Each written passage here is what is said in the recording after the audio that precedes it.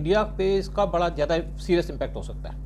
अब देखिए, इंडिया के अंदर पहले ही एक P-75 जो सबमरीन का प्लान था वो बनने का था, उसमें से रशिया ने पहले विड्रॉ कर लिया, क्योंकि रशिया को पता है इस वॉर के बाद उस पर सैंक्शंस लगेगी। रशिया के ऊपर पहले भी 10 साल से सैंक्शन लगी हुई हैं। इसका इम्पैक्ट इंडिया के ऊपर बहुत ज़्यादा सीरियस होगा, क्योंकि रशिया अपना सामान इंडिया को नहीं बेच पाएगा और हमारी रशिया के ऊपर बहुत ज़्यादा डिपेंडेंस है आर्म्स एमुनिशन के लिए, हमारे डिफेंस फोर्सेस के लिए। इससे पहला इम्पैक्ट ये पड़ेगा कि वेस्ट ये कहेगा कि आप यहाँ से S-400 मिसाइल की डील कैंसिल कर दो। 5 हमको वहाँ पे रेजिमेंट्स देनी थी S-400 मिसाइल्स की, जिसमें से 1 आई है, 4 आनी थी, कुछ पैसे भी देने हैं। इसकी वजह से इंडिया के डिफेंस पे बड़ा इम्पैक्ट पड़ेगा।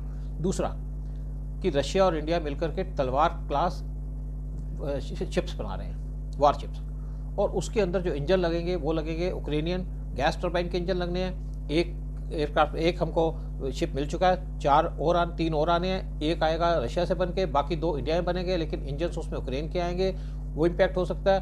दूसरा, दोनों का आपस में बड़ी पुरानी डील्स हैं इंडिया और रशिया की। हम बना रहे हैं ब्रह्मोस मिसाइल, और वो ब्रह्मोस मिसाइल हम फिलीपींस को भी एक्सपोर्ट करना चाहते हैं। हमारी डील भी साइन हो गई है, उस पर भी इम्पैक्ट हो सकता है।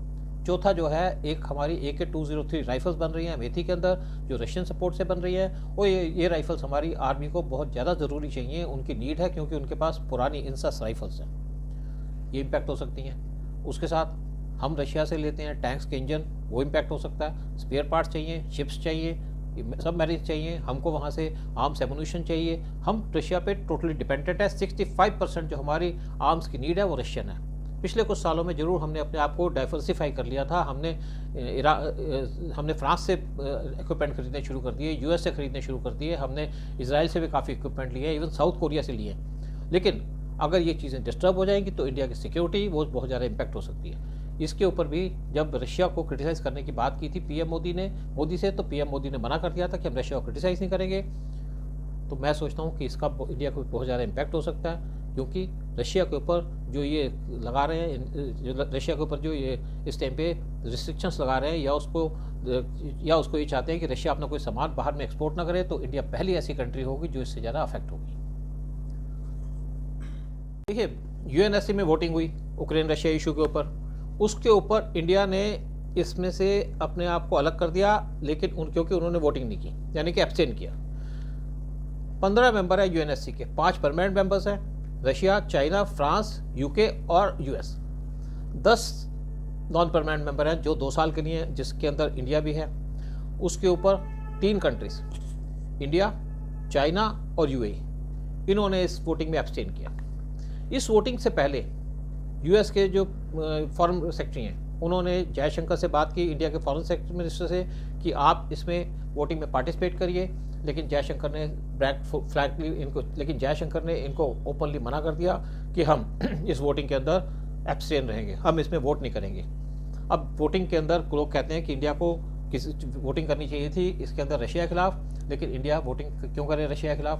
पहली बात, रशिया इंडिया का टाइम टेस्टेड फ्रेंड है। रशिया ने जब UN के अंदर इंडिया को हमेशा सपोर्ट किया है, कश्मीर इशू के ऊपर 1957 में सपोर्ट किया है, 1962 में किया है, 1971 में किया। जब इंडिया और पाकिस्तान का वार हुआ था 1971 का, उस टाइम सारा वर्ड वो था पाकिस्तान के साथ, सिर्फ रशिया वो कंट्री थी जो इंडिया के साथ खड़ी थी। जब देखा US ने कि जो वार है वो टिल्ट हो रहा है इंडिया की तरफ, तो उसने अपनी 7th फ्लीट यहाँ भेज दी, और उसके साथ उनका एक जो एयरक्राफ्ट कैरियर था जो 70,000 टन्स की कैपेसिटी का था, 70 उसमें एयरक्राफ्ट थे। साथ में इंडिया का जो एयरक्राफ्ट कैरियर था INS विक्रांत या INS विशाल था, उसके अंदर सिर्फ 18 हेलीकॉप्टर थे, उसके अंदर सिर्फ 18 शिप्स, उसके अंदर सिर्फ 18 एयरक्राफ्ट थे, और वो भी थे जो वर्टिकल टेक ऑफ करने वाले, और एक तरीके से मारा जाए नॉर्मल टाइप के प्लेन्स थे, उनका कहीं मैच नहीं होता था। लेकिन इंडिया ने उस टाइम पे अपील की रशिया से, तो रशिया ने अपनी सबमरीन फ्लीट भेज दी इनको चैलेंज करने के लिए। 15 उन्होंने सबमरीन्स भेजी थी, जिसमें न्यूक्लियर सबमरीन्स थी, और जो अमेरिकन वारशिप्स आए थे वो उनके पास न्यूक्लियर पावर भी थी। और रशिया ने क्या किया कि अपने जो सबमरीन्स हैं उनको पानी से ऊपर ले आई स्ट्रेट US के वारशिप्स के सामने। तो US की हिम्मत नहीं पड़ी आगे बढ़ने की। इस तरीके से हमारा जो हेल्प किया रशिया ने, हम कैसे भूल जाएं। और दूसरी बात यह है कि इस टाइम वार किसका हो रहा है? वार हो रहा है यूक्रेन और रशिया का। हमारे रशिया से बड़े अच्छे रिलेशन है, यूक्रेन के साथ हमारे बड़े नॉर्मल रिलेशन है। आप देखिए, जब फर्स्ट टेन्योर था PM मोदी का, तो उनकी फॉरेन की विजिट हुई करीब 100 के करीब। किसी कंट्री में 5 बार गए, किसी में 4 बार गए, किसी में 3 बार गए, किसी में 2, किसी में 1, लेकिन उक्रेन नहीं गए। रशियन रिपब्लिक्स जैसे तुर्कमेनिस्तान, उज़्बेकिस्तान वगैरह कंट्री के अंदर पीएम मोदी की 2-2 बार विजिट हुई। रशिया 4 बार गए, चाइना 5 बार गए, यूएसए 5 बार गए, लेकिन उक्रेन नहीं गए। उक्रेन के साथ मैं ये नहीं कहूँगा हमारे रिलेशन ख़राब है, उक्रेन हमेशा पाकिस्तान को सपोर्ट करता है। उक्रेन के पाकिस्तान के साथ डिफेंस की डील्स भी हैं। 1991 से लेकर 2020 तक इन दोनों की $1.6 बिलियन की डील हुई है। उक्रेन इंडिया को भी सपोर्ट करता है, जैसे हमारी तलवार क्लास जो शिप्स बन रहे हैं उसमें उक्रेनियन इंजन्स लगे हुए हैं, लेकिन हमारी उसके साथ कोई कमिटमेंट नहीं है। हमारी कमिटमेंट है रशिया के साथ, हम रशिया के साथ खड़े होंगे। फिर हम कैसे अपने दोस्त को छोड़ दें? फिर हम बिल्कुल नहीं एक्सेप्ट करते कि जिस तरीके से इस टाइप पे यूएस और नाटो का अप्रोच है, क्योंकि इंडिया ने बार बार इनसे कहा था कि आप रशिया पे ज़्यादा प्रेशर मत डालिए, आप प्रेशर डालिए चाइना पे। चाइना एनिमी नंबर 1 है, चाइना वर्ल्ड के अंदर पीस डिस्टर्ब करना चाहता है, लेकिन अगर आप रशिया पे ज़्यादा प्रेशर डालेंगे तो रशिया चाइना की तरफ चला जाएगा, जो आपके लिए भी बुरा होगा और हमारे लिए भी। नाटो को शायद या यूएस को ये बातें समझ नहीं आई। उन्होंने सोचा कि पुतिन के ऊपर और ज़्यादा प्रेशर डालें, और जहाँ तक जो बाइडन की बात करते हैं उनमें हिम्मत नहीं होती चाइना को काउंटर करने के लिए। अब देखिए, जब यहाँ लड़ाई शुरू हुई तो क्या हुआ? जो बाइडन ने पहले से कह दिया कि मैं इस पर इंटरफेयर नहीं करूँगा।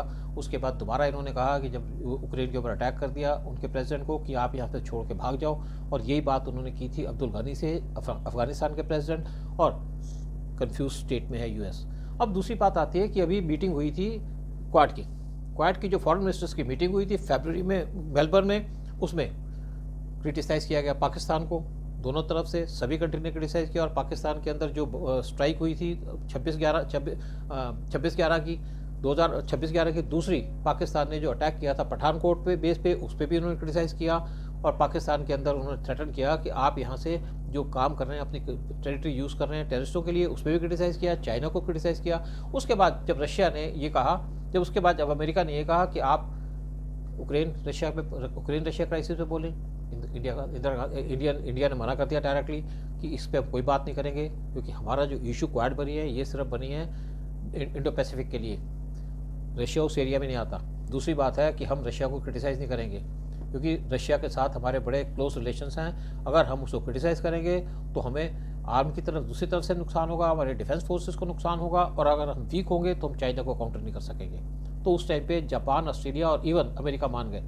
तो इंडिया का जो यहाँ पे स्टैंड है उसको सबने एंडोर्स किया है, लेकिन उसके बावजूद भी जो अमेरिका ने इस टाइम पे कोशिश की है, जिस तरीके से रशिया को बार बार भड़का रहे हैं, उसके लिए गलती अमेरिका की है, और इंडिया रशिया को पूरा सपोर्ट करता रहेगा। मैं एक और बात कहना चाहूँगा, जब 1971 का वार हुआ था, उसके बाद जब रशिया ने अपनी यहाँ पे 7th फ्लीट भेजी थी, उस टाइम पे रशिया ने हमारी हेल्प की, लेकिन उसके बाद अमेरिका की कोशिश थी कि श्रीलंका में अपनी बेस बना लें।